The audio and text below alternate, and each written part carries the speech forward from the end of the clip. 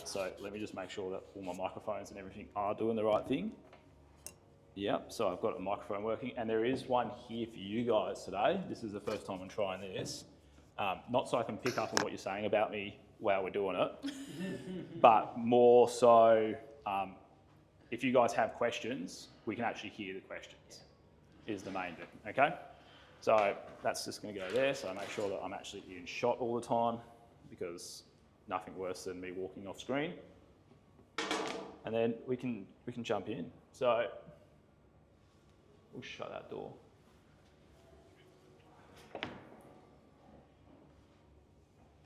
All right. So we're here, we're all good.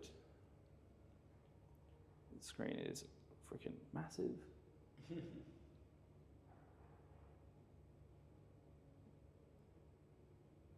we will now do the presenting thing. Wicked. Click that button, it goes across. That's when I had hair, that's a good time. All right, cool. The first minute and a half of the video I will cut out for obvious reasons, because that was a bit crap. But guys, today, my name's Ryan, if you don't already know that, okay? And today I would like to present to you guys about what actually matters for swimming strength training, okay? This is the first one that I've done to just coaches on this trip. So I've tried to make it a bit more about what you guys can do rather than what the athletes would do, because a lot of these presentations have been to swimmers and then a little bit of extra knowledge for the coaches. So this one today is a bit for you guys. I'm going to go through the way that we design our S&C programming and how we do it. And then at the end, I've got 3 things that I thought might be some of your key issues that you guys may have and how we can tackle them. And I've left a lot of time at the end for you guys to be able to ask me questions and go from that, so we can really work together to get some good stuff for you guys here. Okay? That's my goal today. Again, it is the first one I've done for you guys as just coaches, so hopefully we get this right. Okay? If not, we'll get a lot out of it anyway, I'm sure. So, who am I and why should you listen to me is a question that I always like to start off with. So, as I said, my name's Ryan. I'm from Formidable Strength and Conditioning. I'm the owner of the company. And we are a company based in Perth that only works with swimmers. So we are quite unique. We don't take footy players, we don't take hockey, we don't take any other sport. We only do swimmers. S&C only for swimmers. A lot of people think I was mad when we did that, because how many swimmers can you get and how many people you're leaving off the table? But all we wanted to do was help swimmers out and be highly specialised in that. Okay. That's been happening now for the last 10 years, and in the last 3 years, we now are the training provider for City of Perth Swimming Club as well. So I now employ the coaches who coach the guys at City of Perth. So we're the training provider for those guys. So anyone at City of Perth is also working under us in the pool program. So with that, we have a very unique insight into a lot of different things here. Not only do we have the S&C expertise, but we also have the in-water side of things as well, pretty laid out. Okay, and we now also have a physio who only works with swimmers. So we have S&C, swimming and rehab all in one company, purely designed to help swimmers and really make sure that we can provide some professional level service to swimmers outside of weights, for example. And we provide that to everyone. It doesn't have to be people who are looking to do states, nationals, whatever. It is also to the guys, the masters swimmers and the masters swimming community, everyone. So if you swim, you guys can work, people can work with us. That's the way we tell people, okay? Other than that, I am also a country swimmer back in the day. So I'm originally from Bunbury. So I was a member of the Bunbury Swimming Club. That's where I did all my age group swimming. Went to nationals, went to open nationals for Bunbury. So I have a bit of a passion and a reason to give back to the regional community here. And I understand that Bunbury is, almost privileged country in terms of what we have access to versus what a lot of you guys have access to. We do have a pool that's operating all year round inside, very good temperature control. We have gym, we had physios around, but travel was always a big thing for us. The cost of coming to Perth was always a big thing for us, all those different things. And it was always very hard to get people to come to us. We always had to go to them. Hence why, this big regional road trip that we are doing at the moment, me and my family, really came into being. So end of the day, I have personally over 10 years of coaching experience that is on pool deck as well as in the gym. Okay, I started off as a coach on pool deck, WOW in Bunbury, and then migrated into the gym environment when I moved to Perth. Okay, that's over 8 years of working with swimmers in the gym, and I'm also a 2-time state masters record holder. So, you know, didn't know why I put that in there, but thought it would be good. And the real reason why we're doing this, guys, is I personally believe that all swimming clubs should have equal access and support, information and expertise, regardless of the size, location or ambition of the swimmers they coach, okay? That's what I believe. I don't think that because you guys are up here in Onslow coaching, I'm assuming mainly junior swimmers, you guys shouldn't have access to someone like me being able to come to you guys and say, hey, what are your problems? How can we help you fix them? How can we help you solve them from our perspective? And really work together to make that happen, okay? Just because it is hard to get to you guys, and when I do a presentation and I drive 4 hours to get to you guys from another place that I had to drive 12 hours to get to, you know, and I'm only talking to 3 people, why should that matter? Is my personal opinion. And that is why, another huge reason why we're doing this, okay? Because I really do feel like you guys almost get neglected in that kind of regard. There's not a lot of resources out there for you guys to tap into and gain access to, mainly because where you're located and stuff like that, okay? So another reason why we're doing this and why we want to continue on. And as I said, before we kind of turn the camera on, I really don't like people who do presentations and then disappear.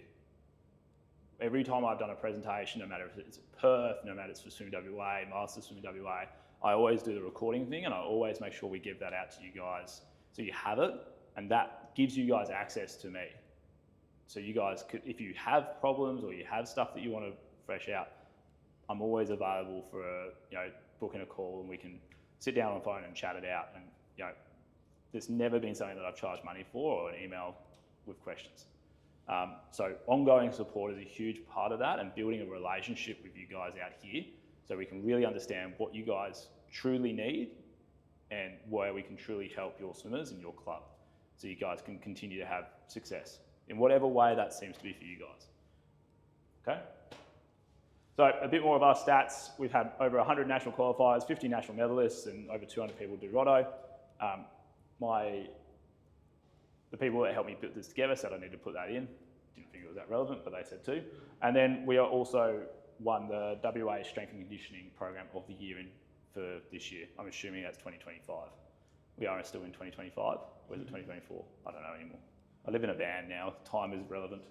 Okay, and that's the team there who went and presented, got the award for me because I was up here. Okay, and as I've kind of mentioned before, our mission is to give all swimmers of all ages and ability access to elite level services, opportunities, support so they can realise their potential. Okay, my goal is not to make 1 million Olympians.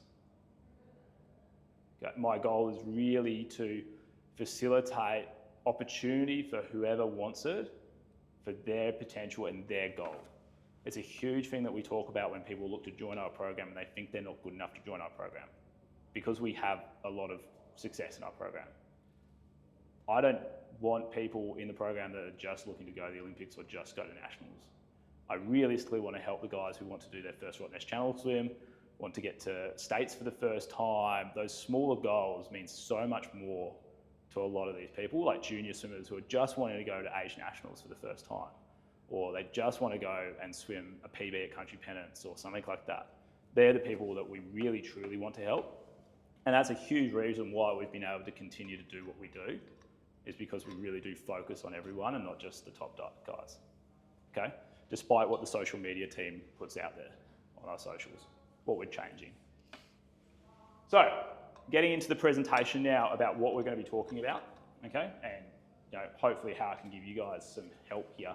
So, I really wanted to talk to you today about our process and what we do and how we map that out, so you guys can also put together some form of dry land training for your swimmers, no matter what level they are at, and just give you a bit of a framework and insight into how that would look and what your priorities need to be when you do that, okay?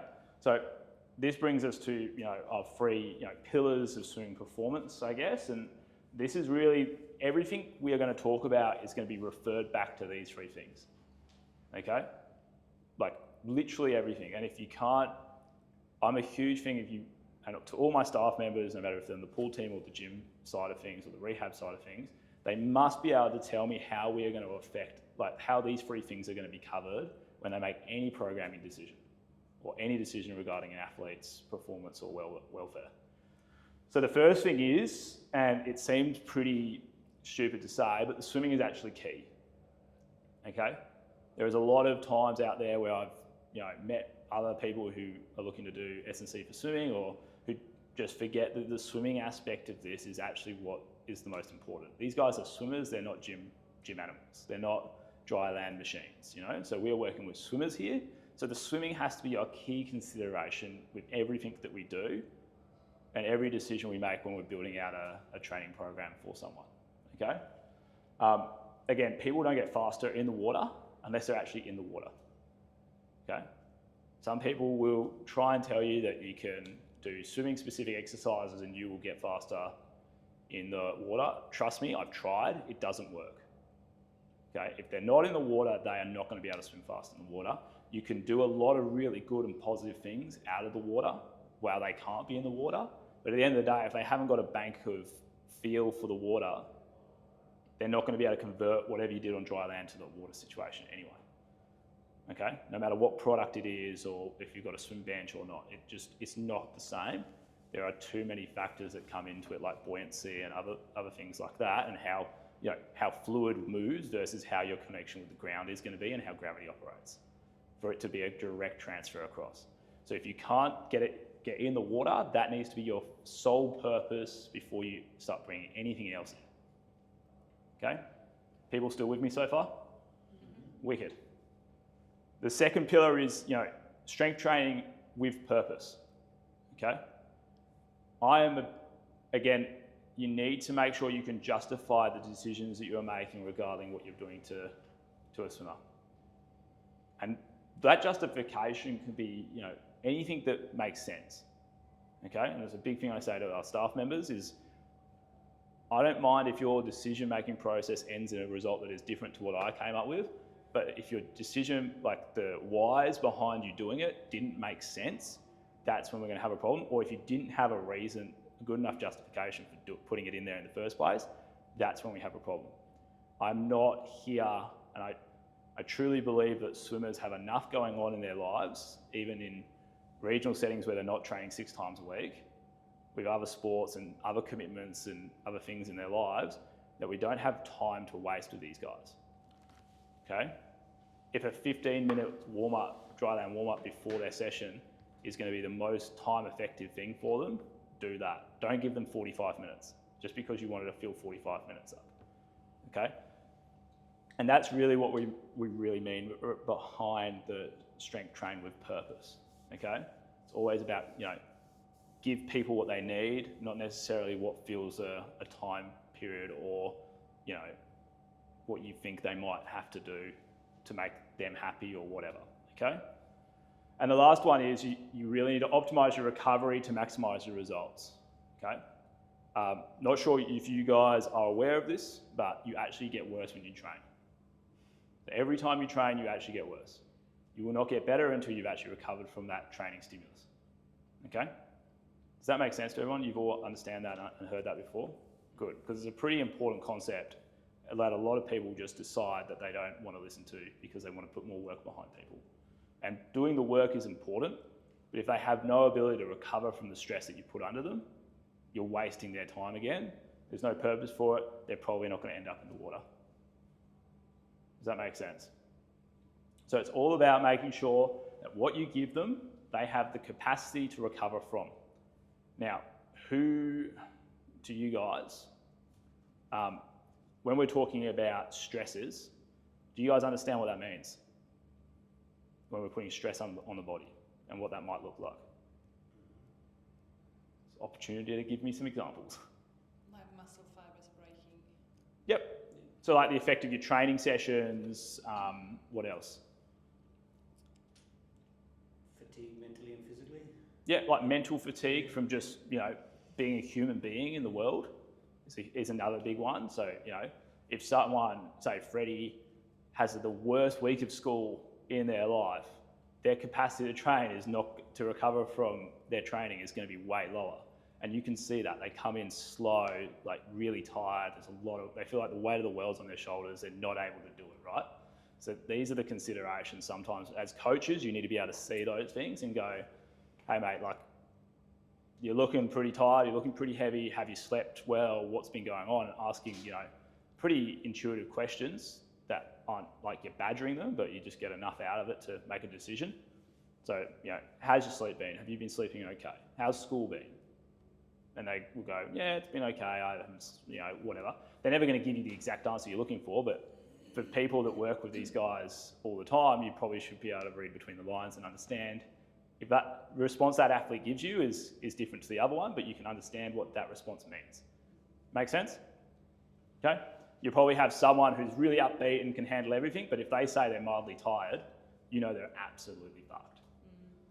Yeah? Whereas you may have someone that's always, not as upbeat, I didn't want to say whinging, but not as upbeat all the time and maybe a little bit mentally less strong. And then when they say, oh, I'm not that tired, or they say, I'm really tired, okay, well, on a bell curve, you may just be like a little bit, but we also have to consider what you've said.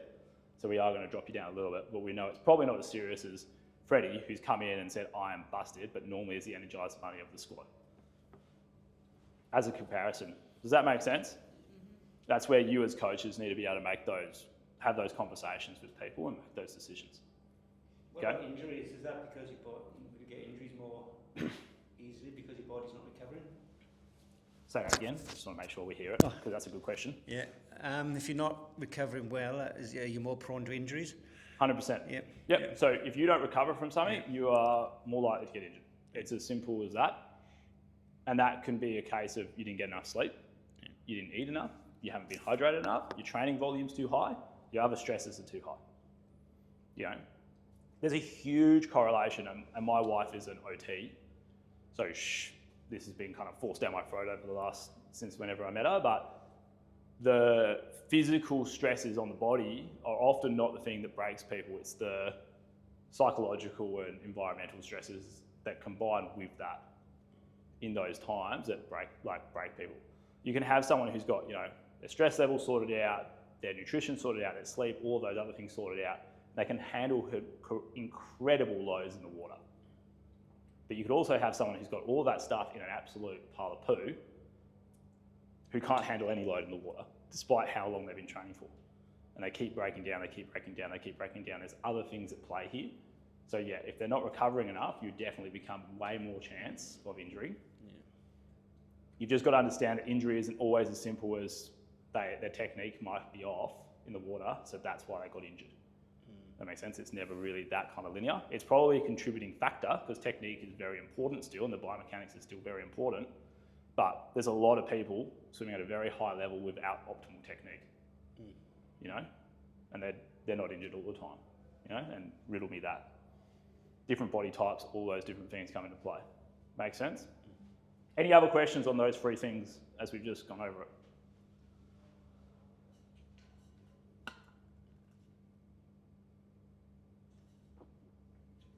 And now I've drunk some water and gulped, and I realise the microphone is right there. I'm just going to have the disgusting gulp noise. So I'm sorry for that, for whoever watches that video. And next slide. Oh, that's 2 slides. Cool. All right, so now we're going to talk about how this actually looks in terms of strength training. So this is when we get into strength training, what it looks like. Okay? And these are the 3 things, and these are the 3 steps you must take when designing programming or assessing someone for a program. Okay? Everyone is different. Okay? You have hypermobile people, hypomobile people, people that sit in the middle. There's a big spectrum there. Okay? Neither ends of the spectrum is bad, neither is the middle. It just makes a huge difference in how you need to work with people. Okay? So everybody get up unless your back's too sore. No, I need to get up. Up you get. Slowly. So in terms of how would you figure out if someone needs more range of motion than someone else, okay? Easiest one to work on is the shoulder, okay? Easy, very easy one to understand and very relevant to you guys, okay? So I'll stand side on. We're gonna have our arms by our side and all you're gonna do is raise your arms up above your head like that, okay? Now, how's yours? Pretty tight, yeah? Yeah. Come round, come on. Come on, yep, see. Just because there's three of you doesn't, I've given you guys presents in anticipation for me embarrassing you, so. All right, standing right there, okay. What was your name again? Tara. Tara, cool. Tara, you can face that way or that way, it doesn't really bother me, it's up to you. All right, bring your arms above your head again. No, down, like I did it before, up in front first. Sweet. Does that look, I'm gonna come around this way. Does that look like they're above her head? Getting there. Yep. Is it? Well, no, That's going forwards, Okay. and then that's coming up there. So if you compare that one to Oh, shit, yeah. that one, it's okay, you can swear. I've tried to stop it twice now, but do you see the difference in that? Yeah. So that's not full range of motion in shoulder, okay? You do? How far do you? I can't go that far. Oh, that's not bad. Yeah. Turn side one. Yeah, that's not bad. Better than that. That's fine, but see, so this is the other one, come around here, because this is a good example. You can go now. All right, thank you for that. All right, stand facing that way, just so people at home can see. Bring the arms up. Now, if you guys come around here, you'll be able to see, yeah, where does, because if we do that without her back moving, she won't get there. So come back down. Now keep your hips under you as much as you can, and then try and raise it up nice and slow. Should I? Okay. Keep your hips still. See how as soon as she gets to that point, that starts arching out. There's an immediate reaction for that to happen, okay? Rather than just being able to keep those hips under, come back down. I'll tell you when you can stop. Go, it's nice and slowly. Good focus face here, good focus face, good focus face. Stop. Okay? Well, it's not quite there, is it? It isn't directly above head. We've got there to there, but the other thing that you need to watch out for, and if we get you to rotate around like that, see how it's coming out and up there as well. So there is a compensation happening where it's coming around rather than being able to just go straight up. See how that's straight, that just goes straight up there. Well, it's the biggest indicator when I watch yours because you went just like a bloody Y position. It's the uniform. I'm blaming Yeah, it's all right. We can blame the uniform. That's okay. Here, then. Well, a few things could be wrong. A few things could be wrong. So let's do it again. Oh, this way. Go for it. Yeah, cool. Bring it back down. And then let's go again. So your scat function's fine. And now you've done a few of them, it's getting a lot better. So what I believe it is, and I'm not a physio, so, you know, take it as advice only, okay? When you come up, you don't get thoracic extension. So, sit down. Let's explain thoracic extension to you all now, okay? So, when we are doing this, okay, for shoulder function to get overhead, okay, we need three things to happen, okay? We need 10 degrees of thoracic extension, okay? What is just upper thoracic extension is just that movement there, okay? It's not, you know, lifting your shoulders up, it is just that movement like that without the lower back moving, okay? See how your reaction is to try and pull your shoulders back, not lift your chest up, okay? That is the number one thing that's probably going to stop people from doing this, okay? Because if you can't do that, your scaps won't unlock enough, and then your joint won't be able to function properly, okay? So another key principle that isn't on this, but I'm telling you about it today, is always work from proximal to distal. So work from the middle out. And you can apply that to your swim coaching as well. So when you're thinking about changing technique, what's the first thing that you're going to think? Like, when you see someone swim, okay, what's the first thing you guys are checking to see if they can swim freestyle? If they're straight? High elbows. Flat in the water? Yeah. Yeah. Probably their ability to float, right? Yeah. How do we know how do we make someone be able to float? What do they need? Strong stomach muscles? Head down, hips up, feet at the surface of the water, right? So Starting at the head, at the spine, what is the most proximal part of this, you would want them to have neutral head position looking down, hips at the top of the water will allow their feet to kick along and stay up, right? When people look up like that, what happens? Legs are sinking. Yeah. So if you're going to look, so this is how this same concept, I like frameworks that we can apply across multiple things, right? So anything we have in the gym, I try to make sure the framework applies to the swim coaching side as well, so we can explain it really well. So when you guys are coaching someone and you're trying to do technical improvements and you're seeing someone with sinking legs, what's the first thing you're going to try and do? Get them to drop their head. Yeah. So their hips will then come up and they float better. Okay? You've looked at the most central thing first. There's no point if someone's sinking to try and fix their hand entry. Does that make sense? Yeah. So in the same vein as like, okay, we have a lack of range of motion in the shoulder, okay? There's no point us looking at the shoulder itself to start off with, because the way that the upper thoracic moves allows the shoulder blades to open up to get the amount of range that they need, what allows the glenohumeral joint to open up and get the amount of range that that needs. Does that make sense? It works outwards, doesn't work inwards. If you go in to out, out to in, you're going to be fighting a very big losing battle for a long, long time. Make sense? Now, why does your upper thoracic not work? That could be the way that your posture is aligned, you don't have enough strength, it's just a habit that's been built up over a consistent amount of time. Breathing mechanics is probably the number one, especially in people over the age of 25. Breathing mechanics is definitely the first one that I always go to make sure that that is functioning well, okay? Because when people get stressed, when they leave university and school and they go into the real world, stress levels generally increase because there's more pressure on people to earn money and do stuff with their life, okay?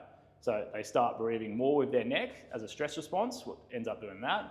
So they lose the functionality of their breathing from the rib cage and that tightens up the thoracic extensors.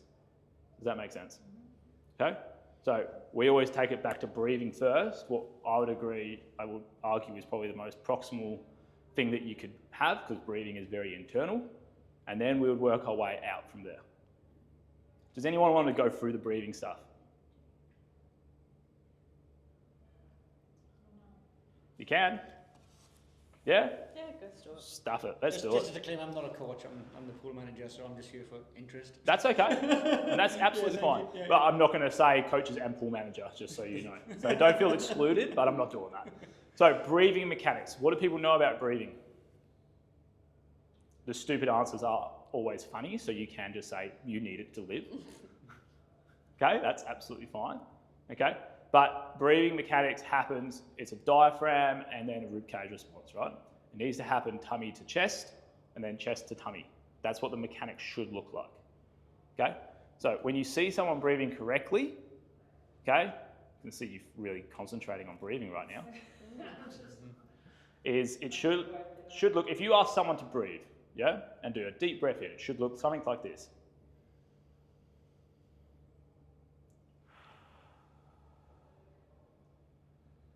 Did everyone see how that looked?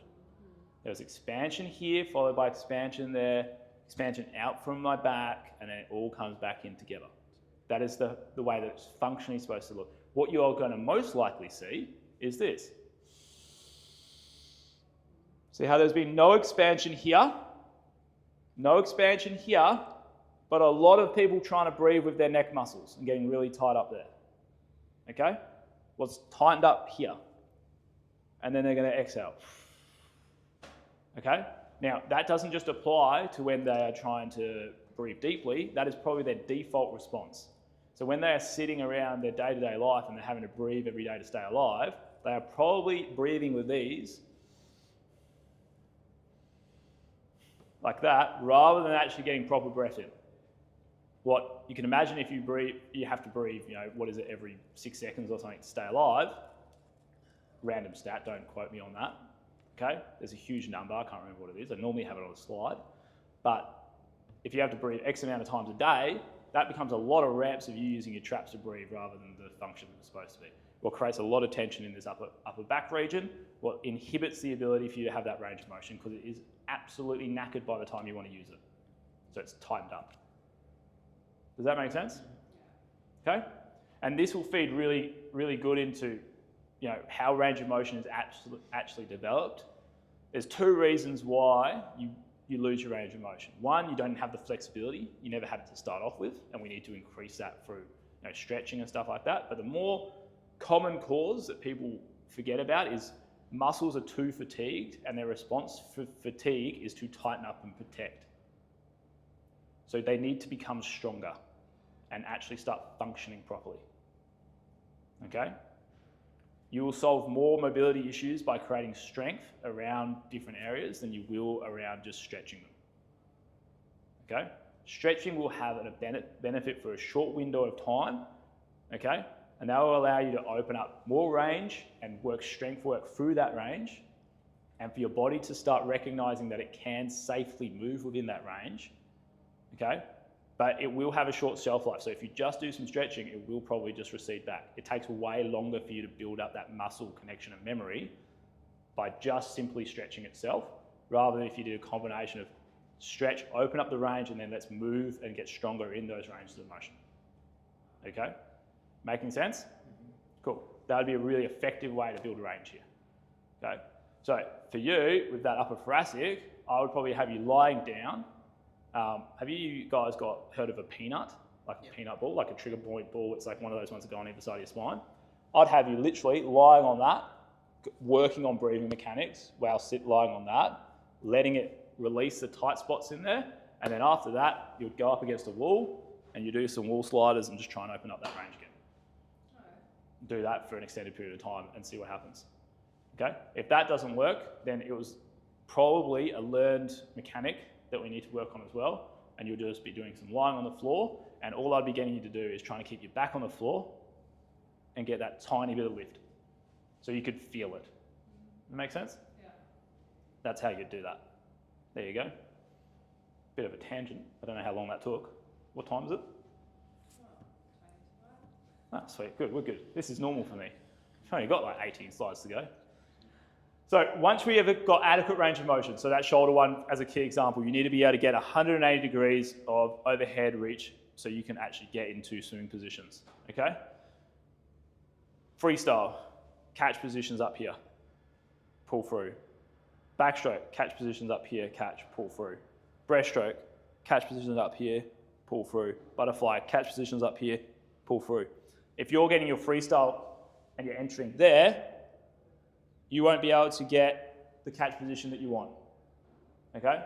No matter how many, yes? It would have been good to have the kids here. It would have, but we also can do that another time. Tell them to come to the presentation in Karratha, Yeah. okay? Plugged myself for later. Thank you, YouTube. Okay, so in terms of range of motion, okay, this is why range is important, because if you don't have the range of motion on land, there is no way in hell that all the excellent drills that you guys give them in the water are actually going to work. Okay? Bye-bye, family chat. Okay? It's just not going to happen. They do not physically have the ability to get their arm in the right position.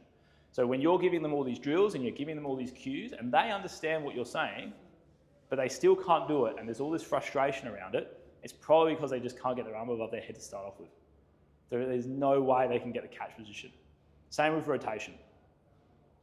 You might have a few kids, especially as they start going through, I don't know what your age range of your kids are, to be fair, but if you have kids from like 12 up and they start stiffening up, especially girls in their rotation and stuff like that, they go from the most mobile people in the world to still quite mobile people, but all of a sudden they're stiff everywhere because they're going through puberty and there's, you know, things growing and there's more stress on their body and they can't rotate anymore, okay?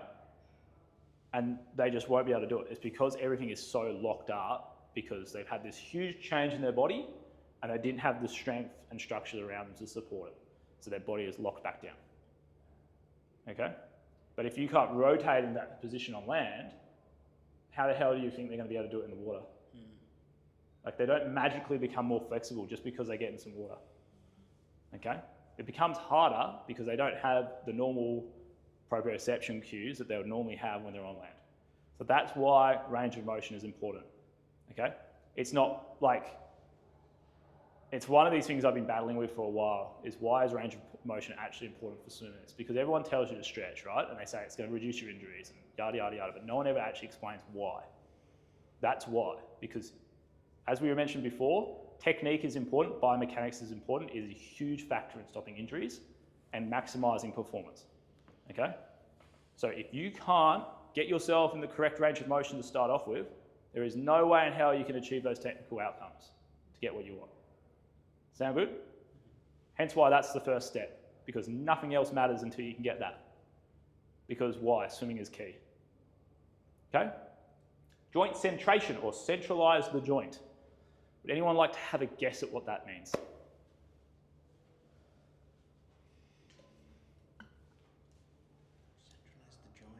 the joint. It will include you guys standing up in a second, so go on up, you get. Let's do it. Joint decentralised in this right position. All right, those arms that you can put above your head, put them above your head. If you can, or just try your best. And now reach up as high as you can. Feel that lovely stretch, okay? Your joint is now lifted as far as it can outside of its socket, okay? Safely, it's not dislocated, all those different things, right? Nice and high. Reach, reach, reach. Now pull your shoulders down, but don't bend your arms. Feel how that starts locking up your lats and your pecs and everything else. You can feel some engagement in your upper back. Crunches. Yeah, a few crunches for those excellent shoulders, okay? Mine do the same, it's okay. But you're up here, everything's nice and stretched, and you pull down. And now you can feel your lats turn on. Everyone feel that. Okay? Hold that. Now, do your hands like this. Bring your elbows up, keep the shoulders there. Do you feel your lats turning on more and more? And then start pulling down. Feel how your lats are all pulled, like actually feel like they're doing something. Okay? Now stick your arms up above your head. Go into that really stretched position. Bend your fingers. Feel nothing. Bring your elbows up. Feel nothing still. Pull through. Feel nothing. Everyone understand that? Yeah. So once you can get the range of motion, you need to be able to centralize key joints. What is just making sure that when you're up here, your movement will be there and you can pull through. Okay? Why? Question for the crowd. To use the right muscles. So you can use the right muscles, have the correct biomechanical technique, reduce your risk of injuries, and stay in the water longer because swimming is key. Okay? Make sense?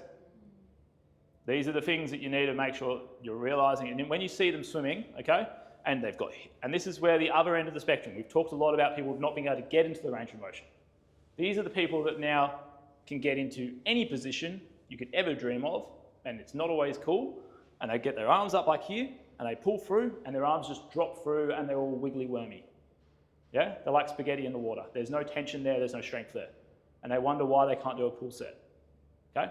Because they're so flexible, but they have no ability and no stability capacity up here to be able to hold and pull through, because they're not strong enough, because they can't centralize the joint. So that biomechanically, it all falls apart again. Does that make sense? And as I was saying before, that's why it's important to understand that being really flexible or not flexible at all are both disadvantages and advantages in their own right. And also being in the middle doesn't make you perfect either. It's a spectrum, what gives you ideas around what you might need to do. So if you have someone who's really flexible, do you think giving them more stretches to do is going to be a benefit to them? Probably not the most beneficial thing you could do.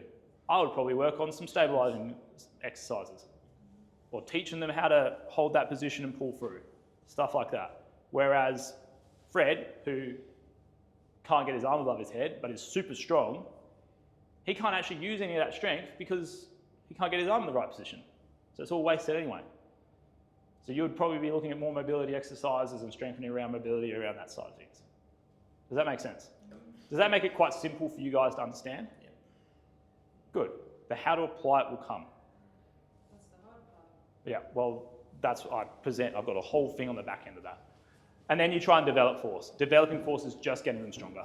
I'm not going to go into too much detail about that. It's relevant because you'll do that consequentially just by giving them some strength training work. Okay? That's just them getting stronger. This is how you make it specific to swimming, okay? And again, I believe that first bit of information that we just talked about is going to be way more valuable to you guys, so I'd like to spend more time with that at the end, but you still need to understand how it actually converts to the water, okay? Again, by doing those things that we just talked about, by making sure you're meeting their mobility needs and stability needs, you will end up doing this in the process anyway. That's why it's further down the track, okay?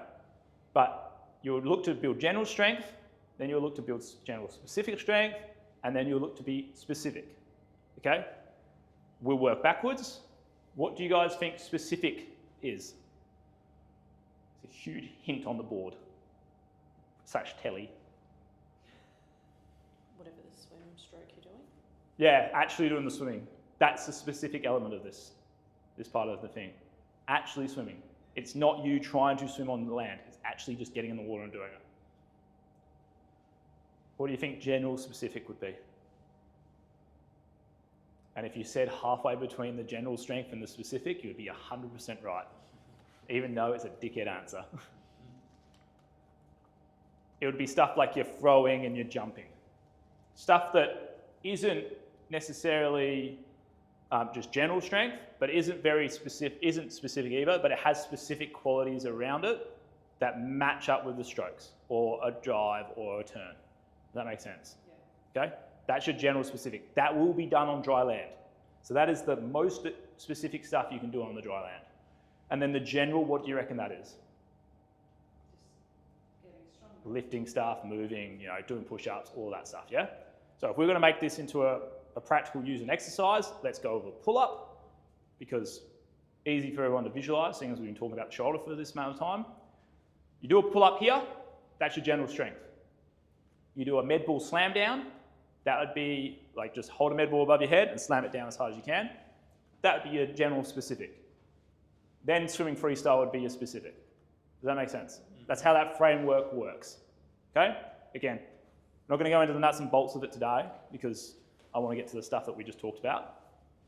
But it's important that you guys understand how this actually will end up applying across the board. Okay? And we can always use it for another time. Cool. Everyone good? Everyone's brain's still there. Mm-hmm. Do you need to go pick up from the disco? Swim, we just don't want to hear. What disco music do you reckon they play nowadays? No, I did Fridays at the disco. Oh, beautiful. Yeah. I love that you say beautiful and you look like you're about to vomit. You have not met her yet. Excellent. So these are 3 of the things that I thought, based on my limited knowledge about your club setup and how you guys operate, that might be key problems that we might need to look at. Okay? One would be you don't have a gym, or they don't have access to a gym as easily as they can be. Mr. Pool Manager's here, so maybe we can persuade him otherwise. Okay? I don't know if the gym and the pool is at the same location, is it? No. No, well, there you go. You can't convince them of anything. Can you put a gym in for them? Sorry? Can you put a gym in for them? Yeah, get some funding from Chevron. Yeah, sweet. Well, they seem to be the people to talk to. Chevron, if you are watching, I would love We to. need a gym. I do need some petrol money. It would be nice. Limited coaches. Shoot, that's a pretty core problem for most regional clubs, right? Volunteer coaches, it's hard. I get it. Okay? And then limited time in the water is probably your 3rd major issue. I don't know, does your pool all year round or you? Well, we've trained this Wouldn't- year already. Yeah, all year round. Yes! Yeah. How cold? First year, 17. 17? Yeah. And that would have got picked up really clearly on my microphone. Yeah. That is cold, isn't it? Are you guys training at 17? Have you got wetties on? Some of them, some of the little ones do. That's insane. Congratulations to all your swimmers. That is mental.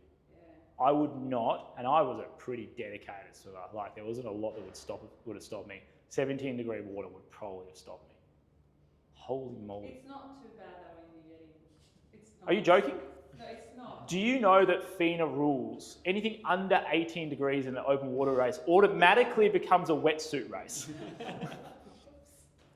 As a safety guideline. Just so, yeah, just in case, but you guys are... Resilience training. We won't go into that term. I hate the word resilience training, but anyway. Anyway, so they're probably your 3 major concerns. It's great that you guys have got access all year round. How many training sessions do you get? Depends a little bit on the kids. Yep. How many do you offer? We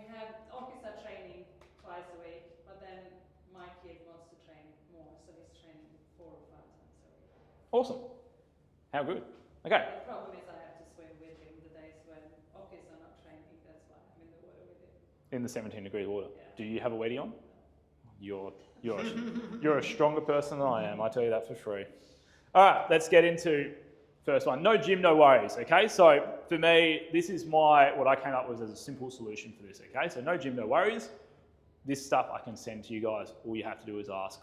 We have heaps of different ones, and they all have the exercises on the front with the rep ranges, and they have other exercise videos on the back with QR codes so they can scan it and just do them, okay? And this is normally the presentation I do. I teach them how to do a dry land warm-up. So by the end of it, they all know how to do it, and they know why they're doing it as well, okay? Done about 30 of them. I am actually a bit sick of them.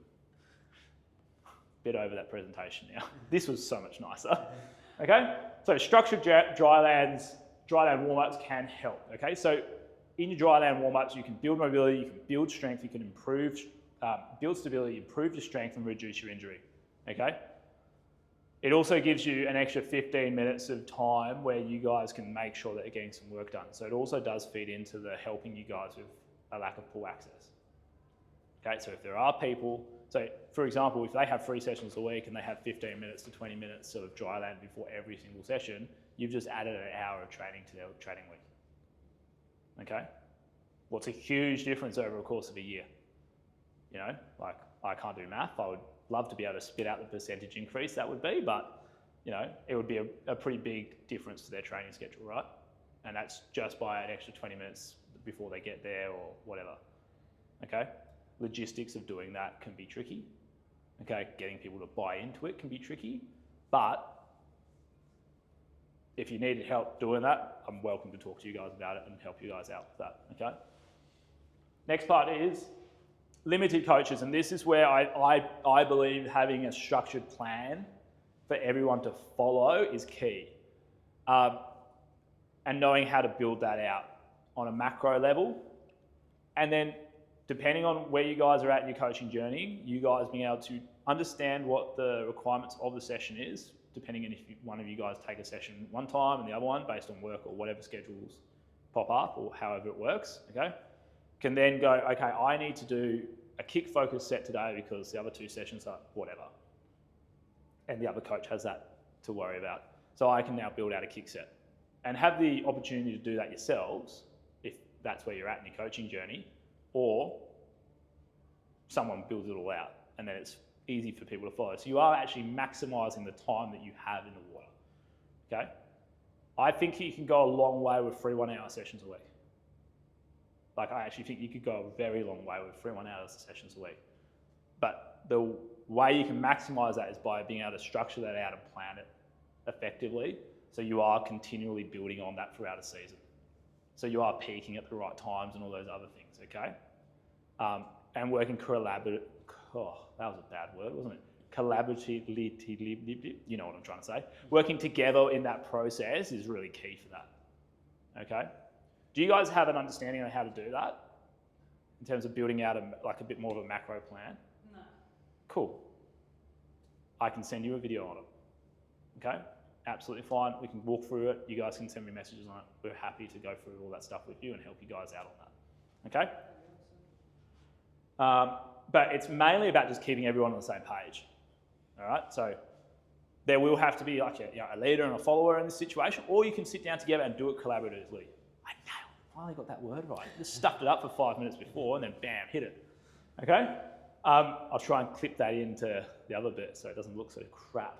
But you know, there are different ways that you can do that. And realistically, it means what event are you looking to peak at for these kids, or what is because again, you are a competitive swimming club, so it's not all just about jumping in the water and swimming around. Like there is probably a competition that you guys are looking to target. I don't know if that's country pennants, country champs, whatever that might be. What is that for you guys? Next one now is November. states, 3 kids. Yeah.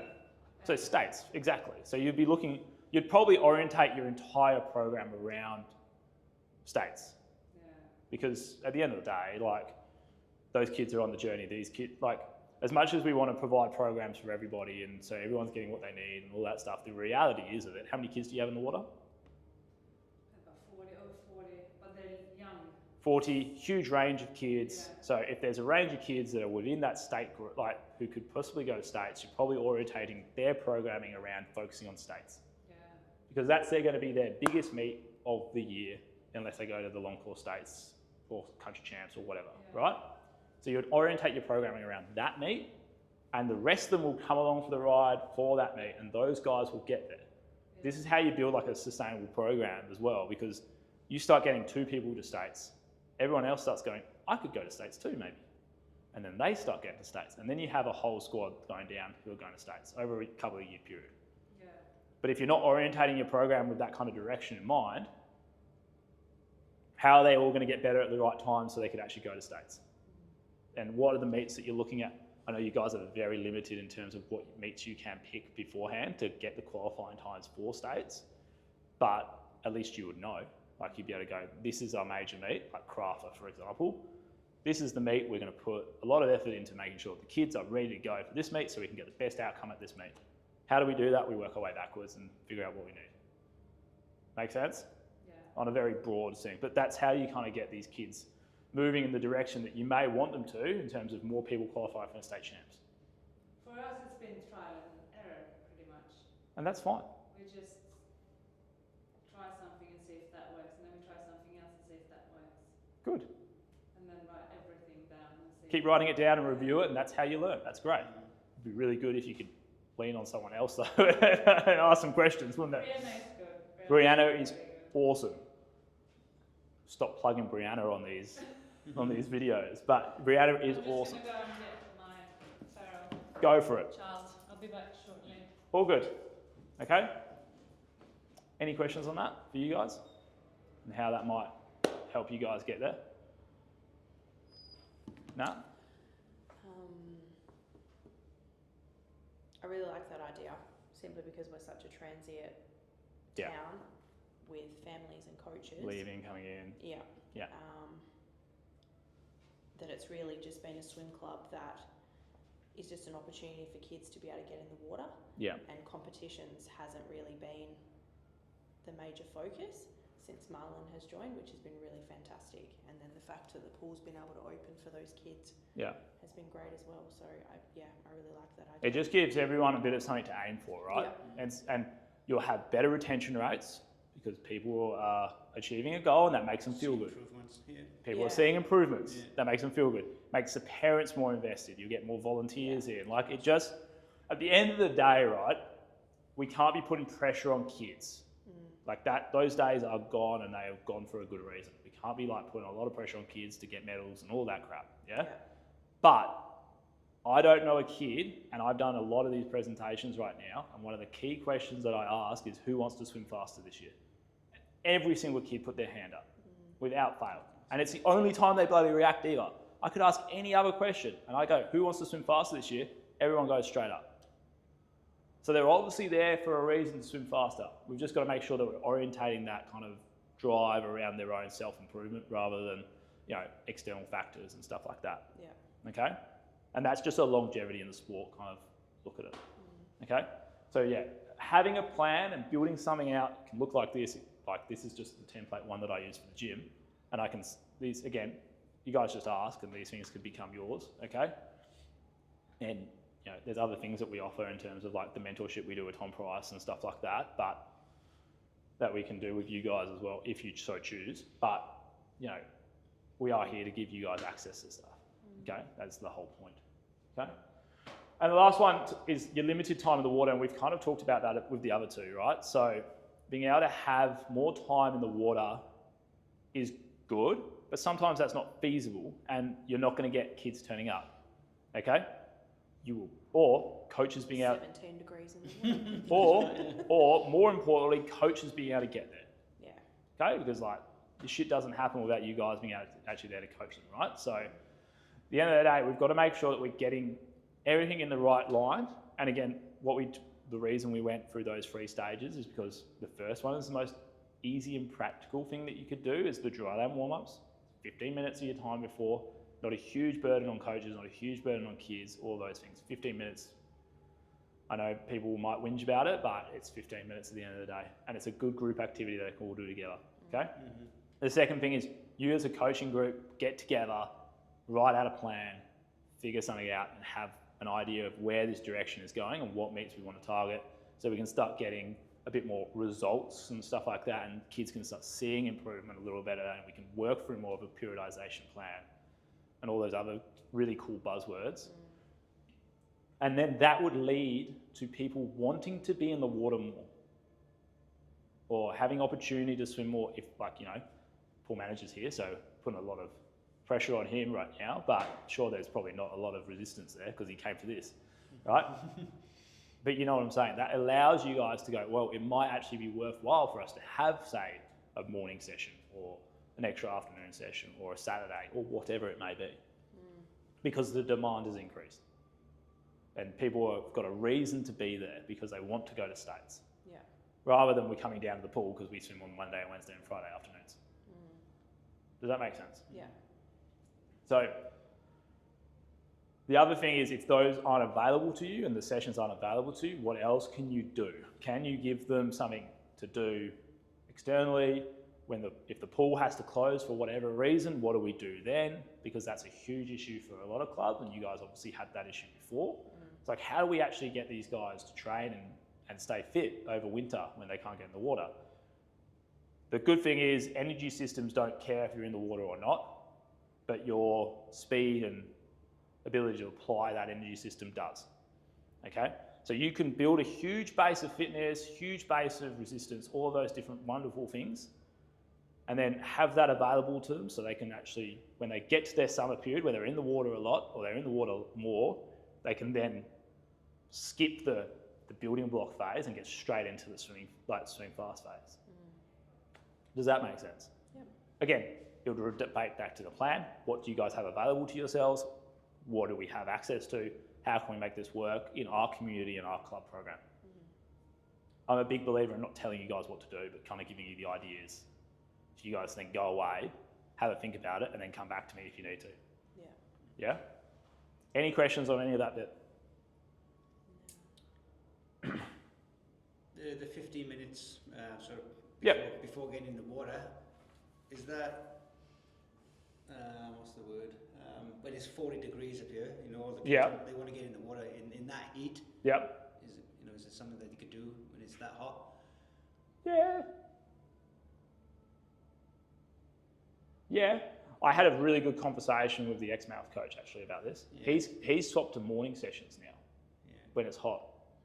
And he's like, we did that because I just didn't want to be on pool deck anymore at 45 degrees. Like, I couldn't do it. The kids were coming from school and they're bloody brain fried because they've been in school for that much time. So maybe it's a case of, well, the mornings Change to morning sessions. you might need to flip to mornings. And that may be a controversial thing for people to get their heads around to start off with. But I'm sure if you explain it to them, like, hey guys, we've had a review of this. I know that we always do it in the afternoons because that's what we've always done. But everyone's turning up too tired, too hot, not able to concentrate, and no one's getting anything out of this. And the coaches are buggered from standing on deck in 45-degree heat. I'm guessing yours is an outdoor pool, right? Yeah. So there is no escaping it for you guys either, yeah?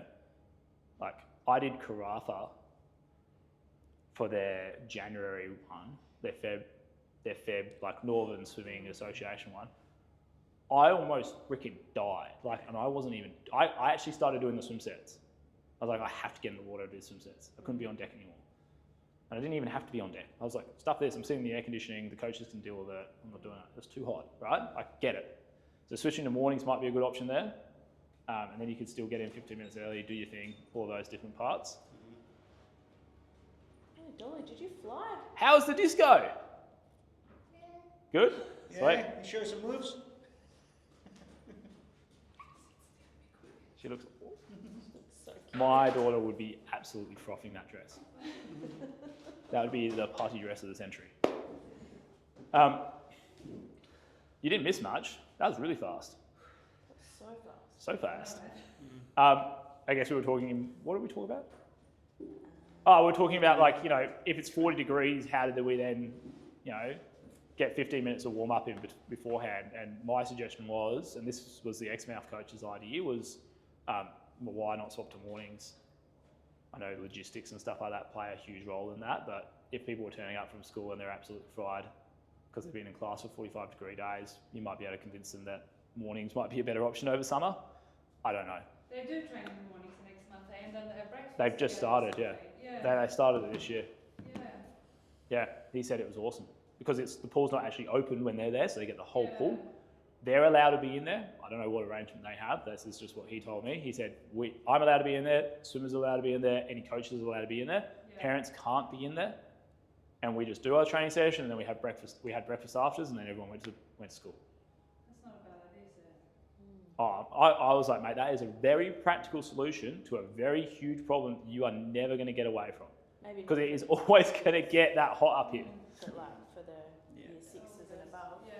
that might be a good option. Yeah, that's a system we put in place is that allows you guys to go in without a pool manager present. Yeah. Yeah. Yeah. I was like, well, that's a problem you're going to have every single year, and you just managed to get away around it. And I was like, I couldn't imagine as a coach being on deck every day, like a bunch of afternoons a week in 45 degrees, and just having to come from work where you're probably all knackered anyway, and then stand on deck for an hour in 45-degree heat and try and have a training session where you're not losing your mind at the kids all the time. Because they are probably tired because they just come from school anyway, and they're normally a bit tired then. They're hot all day, so their brains have gone haywire. Like, they'll just want to splash around and have fun. And to be honest, who can blame them when it's that hot? So, very easy way of solving that would be to mornings. It's easy for me to say that to you guys, that mornings would be easier, but it's up to you guys to be able to do that. Okay? All right, what was the last bit? Oh, sweet. Now I just get to chat to you. I get to sit down. This is question time. Now, I'm aware that I am from the city and I have not lived up here, okay? So I don't know a huge amount about what the problems are that you guys face all the time. I have my ideas, and I hopefully got pretty close to a few of them there in that presentation today. But I realistically do want to know what are the major issues that you guys have, and let's have a little bit of a chat about it before we finish up. Pretty much what I said before about it being such a transitional town. Yeah. And losing coaches. So every year we get funding. We're very lucky with that we can get funding to be able to train our coaches. So essentially we get the funding, train the coach, and then potentially next season they're no longer in town. Is that through government grants and stuff like that? Chevron, Mineral Resources. Yeah, so you would have a lot of grant funding access and stuff like that. So we're very lucky that Cool. way, but But the coach gets the education and the coach leaves. Yeah. And then the coaches again, pretty much. yeah, Awesome. And that's not on the individual. That's just the Well, that's just the way it nature of works, our right? town. That's Cool. right. It's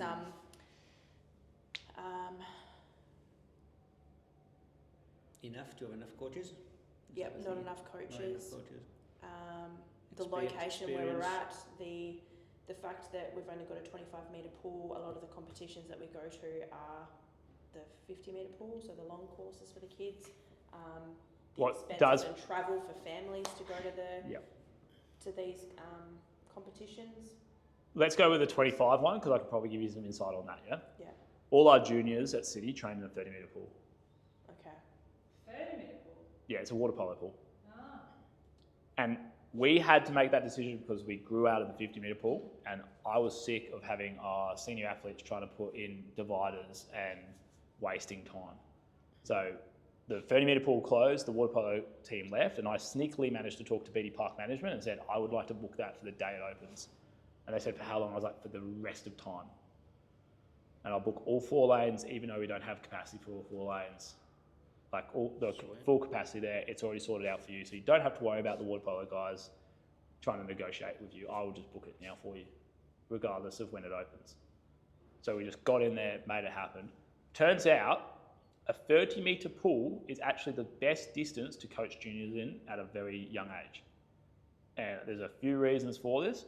One, 50 metres is, in my opinion, too far for them to swim. They're not strong enough, and they're not strong enough to be able to maintain technique for that long. Okay? And second thing is 25 is often too short because they start swimming, they do only a couple of strokes and they don't have enough time. And what we were finding when we were watching our juniors swim, it was around the 30 to 40 metre mark where the technique would start to drop off depending on how strong the kids were. So when that 30-metre pool popped up, I was like, this is the perfect time to test my theory of do 30-metre pools work better for juniors? And I swear to God, technical improvements from that pool has been insane. So I don't think a 20-metre, 25-metre pool for you guys to convert to a 50 is going to be a bit of a shock to the system. We do get more opportunities for those guys to be able to compete at 50 level, because I guess you guys probably only have 2 competitions a year that you get to do it, and we have, we can have up to 8, We don't do 8, but there is those options for us, so they have more exposure to it. But the thing that you've got to realise is if you've got a 25-metre pool, you are more likely to develop more sprint-orientated athletes, swimmers, just through the training that you're going to be able to get into them. You've also got the huge advantage of every time they've got double the amount of push-offs that they'll get out of them.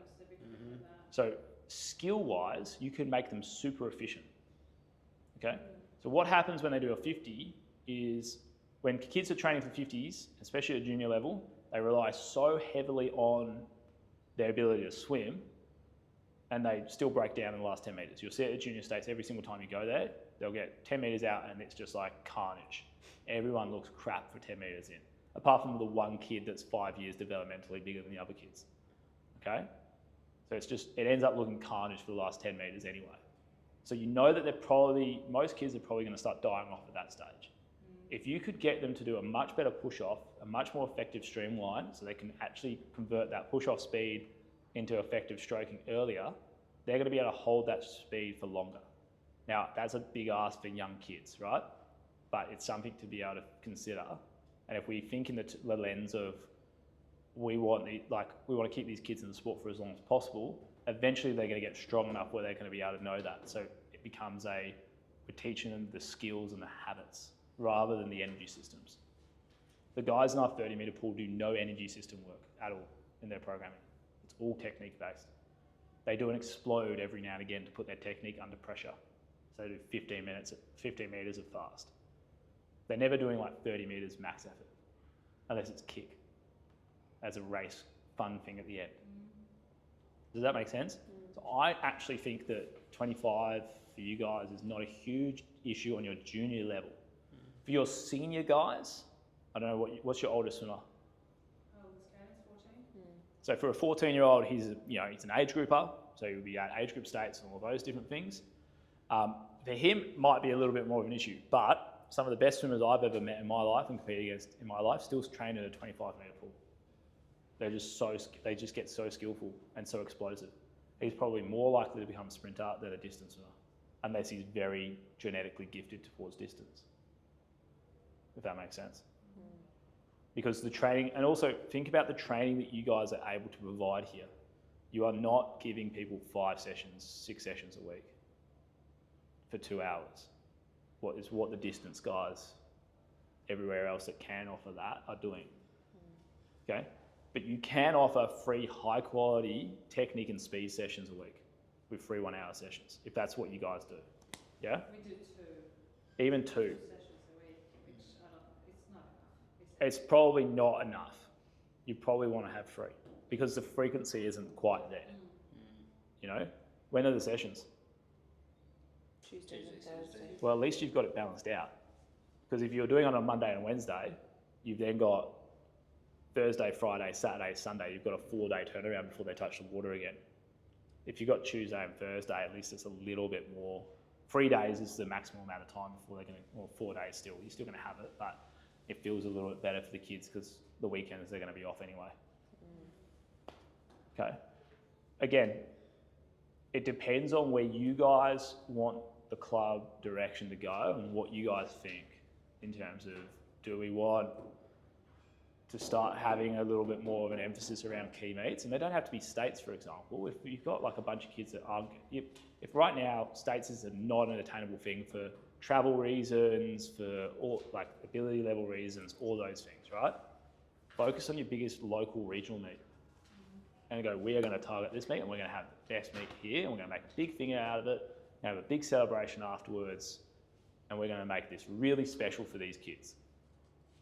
They're going to get really excited around it and hopefully we're going to have a huge amount of positive results there and maybe we might have a bunch of people qualify for states. that we can look, and then we can start going for next season. Guys, we had a lot of you guys qualify for states last year, or we had a few more people qualify for states. We're going to start looking at states for you guys if that seems to be attainable. That's what we done with the Pilbars or in November. Yeah, Pilbara champs. Yeah. But that's early in the season then, isn't it? That's the thing. But Yeah. now some of them can swim all Yeah, winter. that's Yeah, right. that's, yeah. And then they don't have to qualify for states, because we're probably not going to get there, but we have country champs in January. Yeah, 100%. Some of them were qualified for last year. What is, in my opinion, one of the best meets of the year. I love country champs. I go to country champs more than I spend more time at country champs because I like you guys better than the Metro coaches, to be fair. It was really good last year. It's such a good meet. Yeah. Where is it this year? What It's, is it? it's always in Perth, Oh, country always in champs. Perth, okay. Pennants is the one that will be Oh, all that's over the the one, place. okay. But that's in Karratha, Yeah. you know? So that, for me, would probably be the meet that, if I was you guys, I'd be like, Pennants this year, it's in our backyard, relatively speaking. Yeah. You know, you don't have to travel to Bunbury or Mandurah to do it this year. It's in our backyard, realistically. We put it, well, that's our meet. We're going to have a huge go at Pennants for these kids. Get all those training plans in place. And you build the training program Yeah. to, that's where we're going to peak. That's where we're going to have a good, that's going to be our biggest meet. And we're going to get kids involved and all these different things. That's probably where I would be thinking about it. Because it is like, you know, Karratha and where's the nearest pool? Like, it's how far Karratha? 2.5. 2.5. So that's actually quite close for you guys, relatively. And it's usually three competitions there a year. Yeah. So it's this winter one coming up now, and then it's Pilbara champs, and then it's normally another one in the beginning of the year as well. It's usually around March. Yeah. Yeah. And now you've got Pennants there as well. Pennants as well. So you've got, you know, 4 competitions this season that are in your backyard that you guys could have a go at. And really try and build a structured plan around, you know, how we're going to get the kids to be as good as possible at this one, Yeah. you know? And so they can see improvement and they stay in the water longer and everyone enjoys swimming more, you know? Because that's, at the end of the day, that's what we're here for, right? So the kids enjoy the sport of swimming, Yeah. yeah? Regardless of all the performance and all of that stuff that we've had a little bit of a chat about.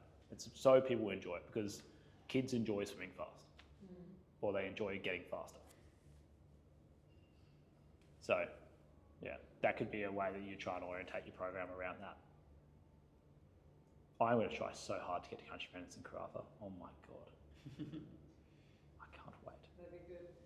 So I realised, because both my boys are swimming, but I didn't realise how weak their kick Hmm. was until I spoke to one of the coaches down in Craigie, and she asked, "Oh, how many 50s can you do?" or whatever she said. Who was that? Was it Katie?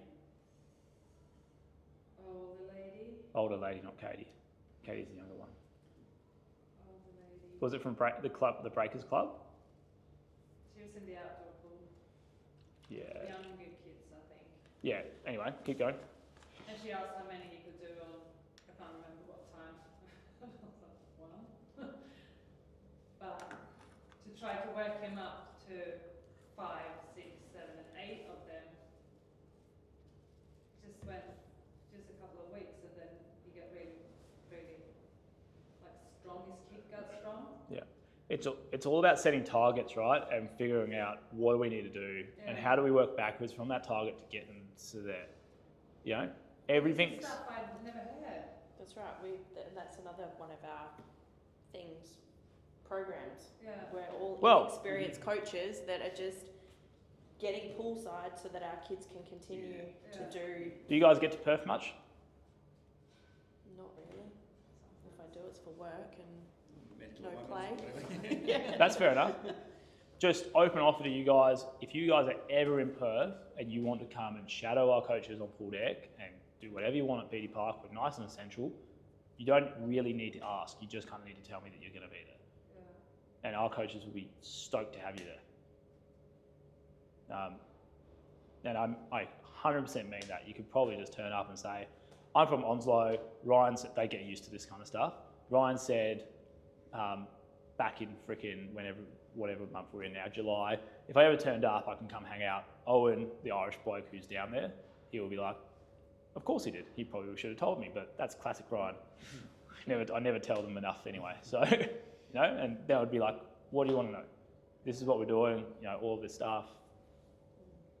It's always open to you guys. That's the main thing I want to make sure that you guys know. If you guys need help, let us know. If you want more resources and more stuff on, how we can, structurally help you guys and spend a lot of time helping you guys, there is a mentorship program that Tom Price are on. It is something that you can get fully grant funded.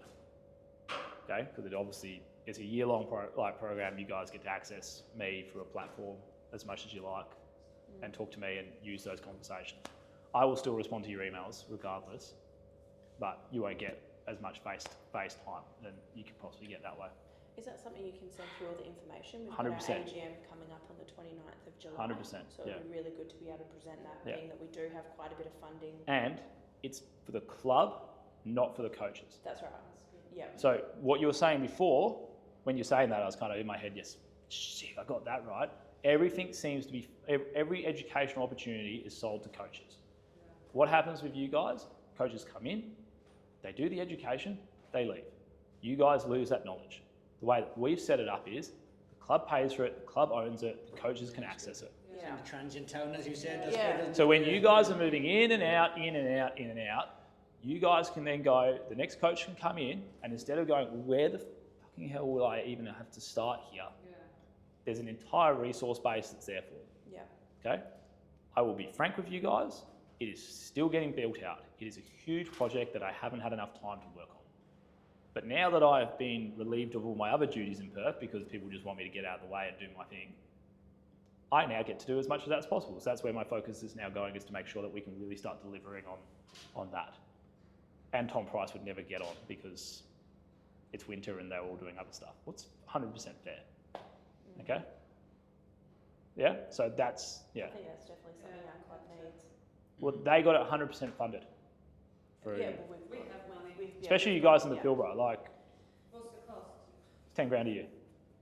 Yeah, we can probably do that. Yeah, you could definitely find the money. I can send you the grant information for you to be able to find the money. Like, because I've done research into it. I was like, there's no way I could charge these guys 10 grand for programming and then justify the knowledge that we give to you guys and all that different things, and being able to pay for Owen to jump on every now and again and do like a presentation to you guys or answer questions on the platform and all that other stuff. Like, there's no way we'd be able to justify 10 grand. And then we actually looked into the funding available to you guys up here and the grant access that you guys can get. And I was like, we could charge more. Oh, there was heaps. There's a whole document of it that I can send through. But yeah, I think like local council can give you guys 5 grand just for PD. Yeah, there's definitely. And there's a PD one that was like up to 5 grand, and this is just like local council stuff. And this is pretty much every local council in WA. You can get, it's like 2.5 to 5 grand that they'll give you just to do, like for clubs to be able to upskill and PD or do capacity building work with what's just improving your program so you can bring more members in, what this is all about. I think I've made it clear that I'm very interested in you guys being able to grow as a club as much as you can and to keep people in the program through enjoyment and results driven and stuff like that, right? So all those things really help. But yeah, I normally don't say I don't normally reveal this presentation, but it came up. We asked, that's right. You did ask. But like that's the kind of, that's the end goal for me on this, is to be able to mentor as many regional clubs as possible. And would you help us with programming? And 100%. You can if put we your... tell you this meet. Yep. How do we structure everything? Yep. So you guys could go, you could write out your program, post it on the forum, and I will go on and do a Loom video and review it for you guys. And go, this bit looks good, not sure what you're trying to achieve here, please explain some more. Most of the time I'll just ask you, please give me your justification, because I think I've made that pretty clear. Yeah. You guys know more about what you're doing with your swimmers than I will, right? But I can ask you guys, hey, justify it for me. And you come back to me with a justification that makes sense, and I'll be like, awesome. That's applied knowledge, not me just telling you what to do. Okay? Again, teaching you guys how to periodise and stuff like that is something that we can also do. And we have templates, like that one I had up there that you guys can easily use Yeah. and we can give to you. And if we don't have it, and this is the other good thing about this as well, I'm fully aware that I haven't lived here, I haven't coached here, all of these different things have never been something that I've been able to do, yeah? Me being able to get up here and have these conversations with you guys allows me to have better understanding of what you guys need. This platform then allows me to build it for you. So you guys can say, hey Ryan, we are really struggling with this aspect. We're really struggling with how to get, our 40 members to really commit to coming to Country Pennant so we can have a really good meet. I can go, awesome. Here are some strategies that I would use to try and increase engagement and stuff like that to try and get these guys here. Does that make sense? Because I can imagine convincing the people to come to these meets as well might be challenging when it's a big drive. Yeah, it's the parents, I feel. Yeah, but that's fair enough, right? It's big That's travel, right. it's big, it's a big, Weekends off and Yeah. it's a big expense, right? There is trickies there. But if you can build a club community where everyone feels like it's take a, each other's kids, Yeah. everyone maybe doesn't have to go to yeah, every comp either. yeah. And I'm not saying you guys become like Brianna, who literally ferries the entire club to meets at some points, because that's the way that she's wired. But there are ways around these things, right? And there's a million different grants out there, and there's a huge document we have on it. But there's travel grants that you guys can get for different things. There's grants for you guys to host a clinic where it becomes feasible for you guys to pay myself and Owen to come up and spend a week with you guys and stuff like that and help coach you guys or whatever it is. These things are out there.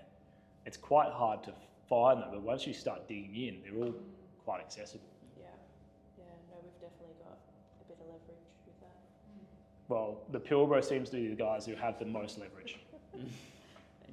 We're super lucky. They are very You do. lucky. We don't have to do many sausage sizzles. Yeah, not gonna lie, when most people down in the southwest are doing sausage sizzles and stuff like that and getting a bit of funding, you guys, the funding difference up here is huge. Oh, yeah, we're but that's so but that's blessed, because of where you absolutely. live, and that's deservedly so, right? So Yeah. you guys don't have access to everything bloody Southwest has or Great Southern has.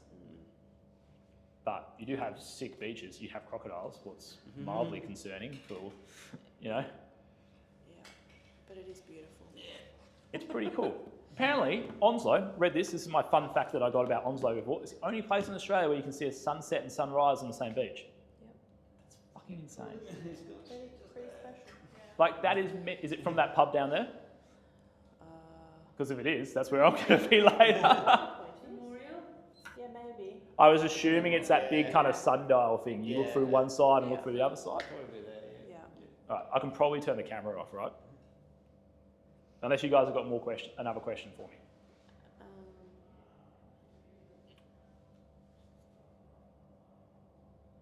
Again, I'm staying here tonight, so my dinner is downstairs. So if anyone wants to hang out and have a drink and not make me feel lonely later, that's absolutely fine. I'll be hanging out and chat. I'm open. I'll be here.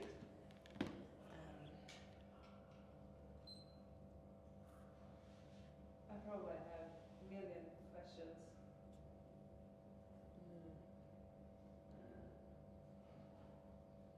See, what we're doing now really is just to try to get them warm enough. In the water. Break the water. Yeah.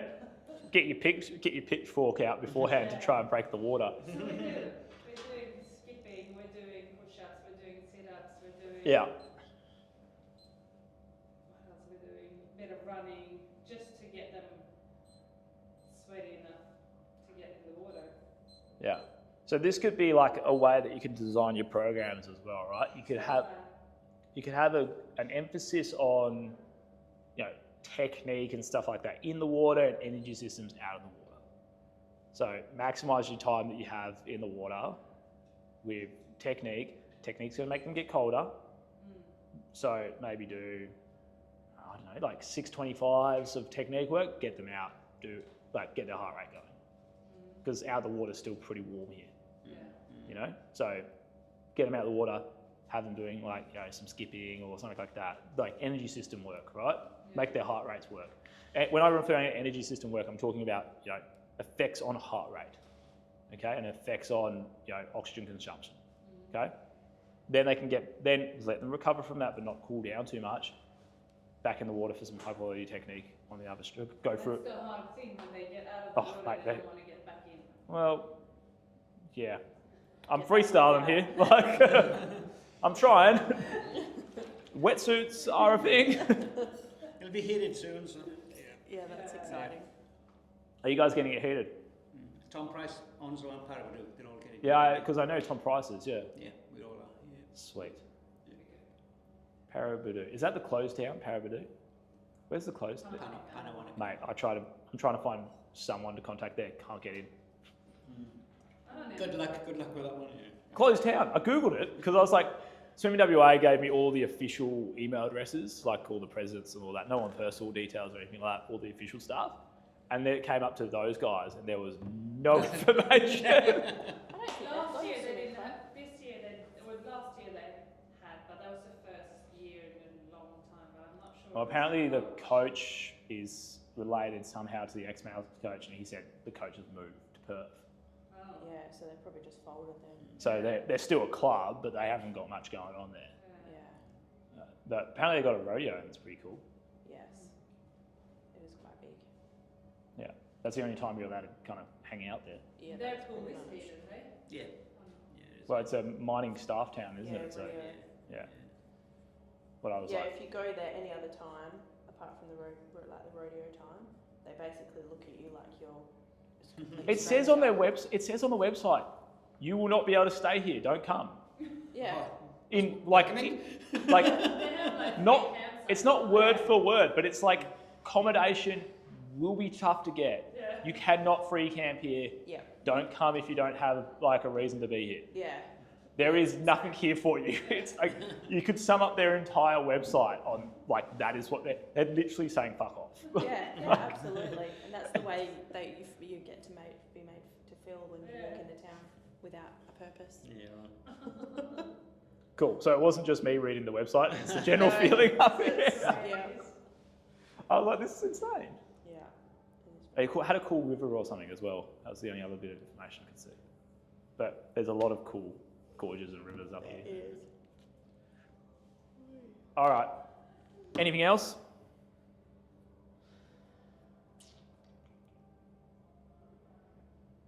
I think we'll probably have more, but that'll probably come after the AGM. Here's a bunch of my details. Once we have a chat. Bunch of details on here.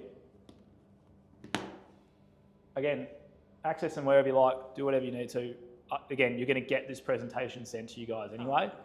So you can take photos of it and get right onto it. I love that. It means that I've done a good job that, 2/3 of the population of the presentation immediately try to get their phones out to He take wanted to, but his to back's get, hurt. get me contact details. But these are all the real places you can find us. Ryan@formidablestrength.com.au. That's my direct email. So you didn't even get the contact email where the staff would forward it on to me. Social media, I'm under Swimming Strong, the company's under Formidable Strength and Coaching, and YouTube. We're putting a lot more stuff out on YouTube lately. Like all these presentations have gone out on YouTube. A bunch of the stuff that we do in the school platform is also on YouTube. So you could probably find a bunch of educational stuff on there to give you guys a bit of insight. Okay, Excellent. anything else? Thank you. Happy? Yeah. Nailed it? Kind of nailed it? I'll pause it so you don't have to